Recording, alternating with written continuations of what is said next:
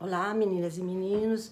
Hoje eu vou contar uma tragédia de Shakespeare. Já contei o Mercador de Veneza e eu prometi, quando eu falei sobre a Síndrome de Otelo, que eu contaria Otelo, o Mouro de Veneza, outra peça de Shakespeare. Então, como eu já falei bastante sobre Shakespeare, hoje não vou falar sobre ele, vou falar sobre essa peça que deu origem ao nome da síndrome, do ciúme patológico, doentio, tá? Chamada Síndrome de Otelo, tá? Bom, essa peça foi escrita em 1603 e a história gira em torno de 4 personagens principais. Otelo, que era um general que servia ao reino de Veneza, um mercador, um general de fragata, etc. Desdêmona, que virou sua esposa, mas depois. Cássio, o tenente de Otelo, e Iago, suboficial ou alferes de Otelo. E a história vai girar em torno desse Iago. Esse Iago é que vai promover essa tragédia nessa história. Bom, também tem outro personagem não tão importante, mas que aparece, que é Emília, a esposa de Iago, a dama de companhia de Desdêmona quando ela casou com Otelo, tá? Bom, a peça, como sempre, de Shakespeare, gira em torno de temas variados. E essa peça, o foco dessa peça é amor, ciúme, traição, racismo. E essa peça, como eu disse, desempenha relevante papel nos teatros dos dias atuais. Atualmente, ela ainda é representada no mundo inteiro. Aliás, muitas peças de Shakespeare, né? Bom, Iago, como eu falei, que ele que vai promover a trama dessa peça, era o suboficial ou alferes de Otelo. E ele tramou uma vingança porque Otelo promoveu Cássio a tenente, não ele. Ele achava, como ele estava naquele posto há mais tempo, ele tinha que ser ele o promovido, não por laço de amizade, segundo ele, que o Cássio foi promovido. Então ele ficou morrendo de ciúmes porque ele não foi promovido e sim Cássio, tá? Ele ficou enfurecido e resolveu se vingar de Otelo, tá? O alferes, o suboficial de Otelo, que é o Iago que eu falei, tramou uma forma de contar ao rico senador de Veneza, que mandava em Veneza, né? Pai da bela Desdêmona, que sua filha estava tendo relações íntimas com Otelo, general. O que enfureceu o senador, pai de Desdêmona, tá? Começou aí sua vingança. Ele inventou isso para prejudicar e vingar-se de Otelo, tá? Porque ele não foi promovido, já falei.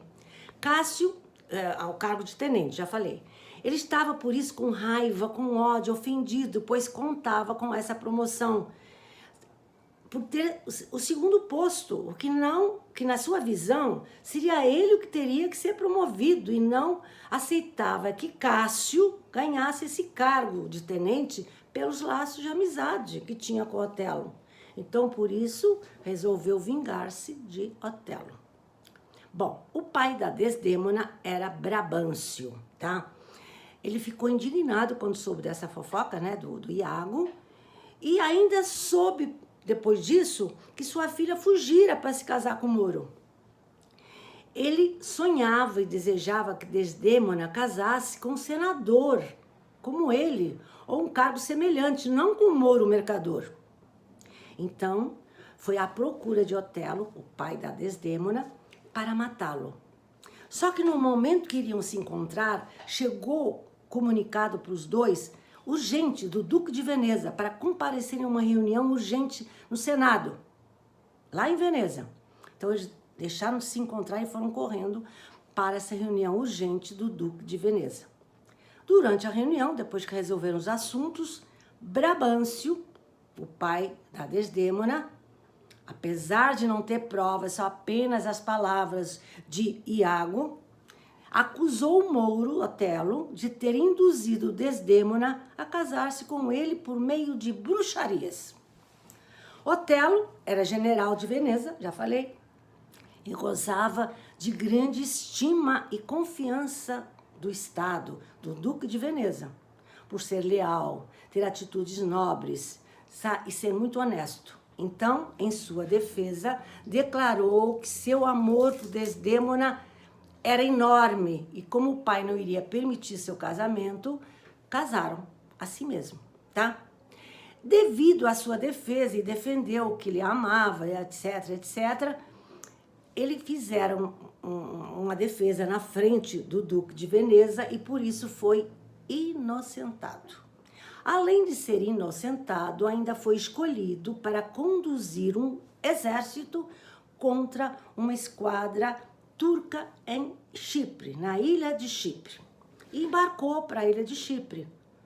Ele, o Iago, o Cássio, o seu exército, e a Desdémona, sua esposa, ia em outro navio.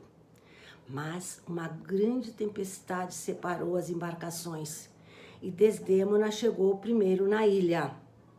Otelo chegou pouco depois, com a novidade feliz de que não haveria guerra contra os turcos porque a esquadra turca fora destruída por uma grande tempestade. Então ele estava feliz que não precisava entrar em guerra.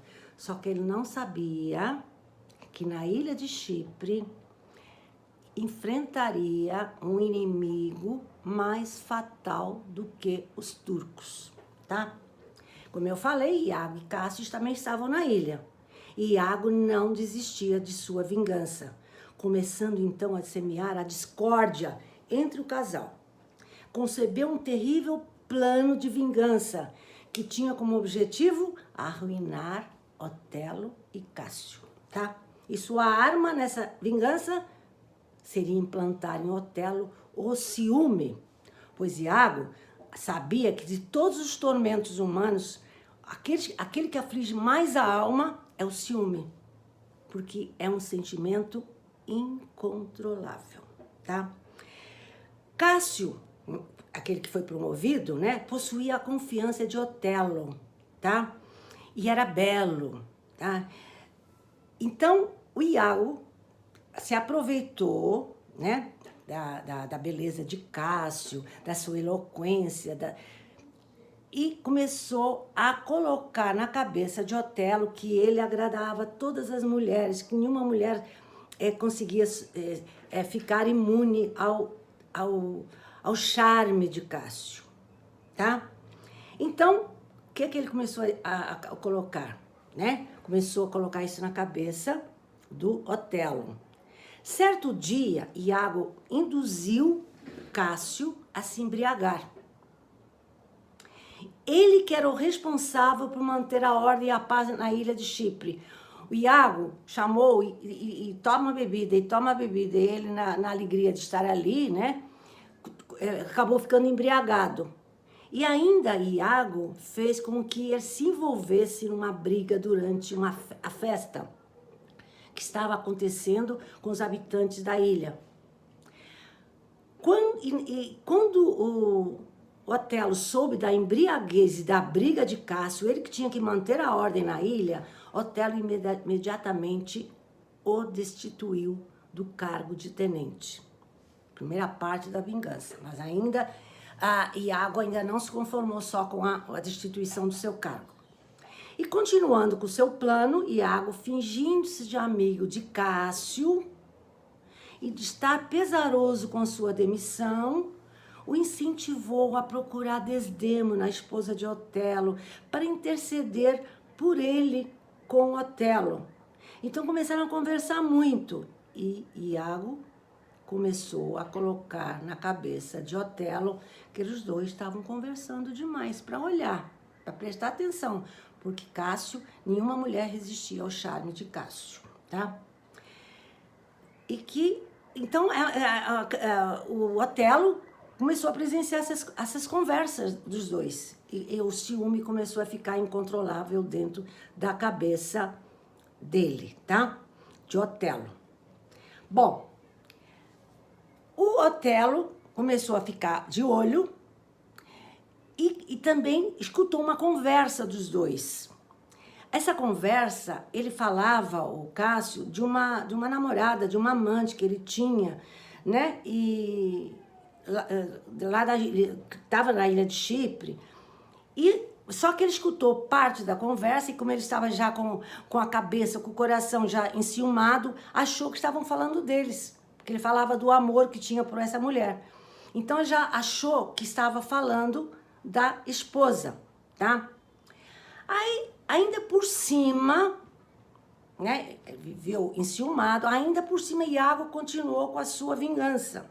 O que é que ele fez? Pediu para a esposa Emília pegar um lenço que Otelo tinha dado para a esposa, um lenço bordado de linho, bordado com morangos, que era da mãe de Otelo, e ele deu para a esposa. Então a Emília, levada pela cabeça do marido Iago, pegou esse lenço e deu para o Iago. E o Iago colocou esse lenço no quarto de Cássio. Aí um dia, continuando com a sua vingança, falou para o Otelo: pergunte à sua esposa onde está o lenço, que era da sua mãe, que você lhe deu, tá? E aí ele perguntou: cadê o lenço que eu te dei? Quer dizer, ele já estava enciumado, envenenado, mas ainda não resolveu agir, ainda estava sendo envenenado. E ela procurou o lenço e não achou, não sei do lenço, tá? Aí o Iago falou: vai no quarto de Cássio que deve estar lá, ela deve ter dado ao amante. E ele foi lá, foi lá no quarto de Cássio e encontrou o lenço. Então teve a prova para ele, segundo ele, teve a prova que a mulher estava tendo um romance com Cássio, tá? Ele mostrou o lenço para ela disse: não sei como é que parou no quarto dele, não dei. Ela ainda falou: eu nunca quis ofender você, falou pro marido. Nunca tive nada com Cássio. Mas ele nem ouviu e nem quis escutá-la.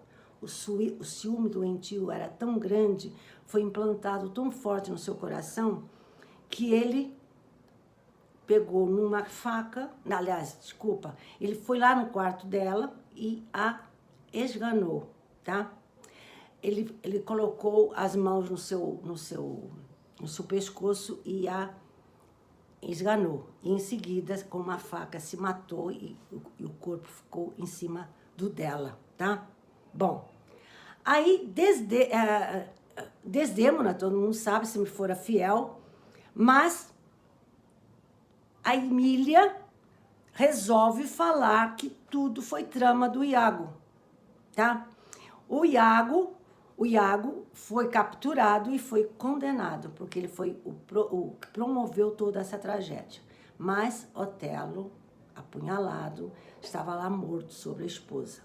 E quem ficou no lugar de Otelo foi Cássio, que também era inocente. Vem daí o nome, como eu falei, síndrome de Otelo, ou celotipia. Celotipia é o nome da doença, que é aquele ciúme patológico. Celo, estado emocional negativo. Tipia, impressão. Então, celotipia sexual, ou síndrome de Otelo, é esse tal ciúme patológico que a pessoa não vê a razão e quer se vingar, tá? Bom, essa é a história do Otelo, o Moro de Veneza. Quem é que não leu Machado de Assis, né? Todos nós lemos Machado de Assis, Helena, Dom Casmurro, A Mão e a Luva, muitos e muitos livros de Machado de Assis. E Machado de Assis, que nasceu em 1839 e vai morrer em 1908, não esqueçam que o Shakespeare morreu em 1616, tá? Bom, ele era grande leitor de Shakespeare, Machado de Assis, e se inspirou muito em suas obras. Em Helena a gente vê partes assim, inspirações do Otelo, A Mão e a Luva e principalmente Dom Casmurro. Tem muitas referências a Shakespeare. Ó, em Dom Casmurro, se vocês lembram, tem a Capitu, que a gente acaba de ler o livro, não sabe se ela é inocente ou culpada, mas também acusada de adultério. Até hoje, provoca discussões apaixonadas sobre essa personagem Capitu. Considerada uma autêntica Desdémona brasileira. Capitu não morre como Desdémona, mas seu banimento da sociedade assemelha-se a uma morte em vida. Então, principalmente, Dom Casmurro se inspira, segundo estudiosos, no Moro de Veneza, em Otelo, Moro de Veneza. E a Capitu seria a Desdémona brasileira. Hoje a aula não foi muito longa, vou ficar por aqui. Beijos!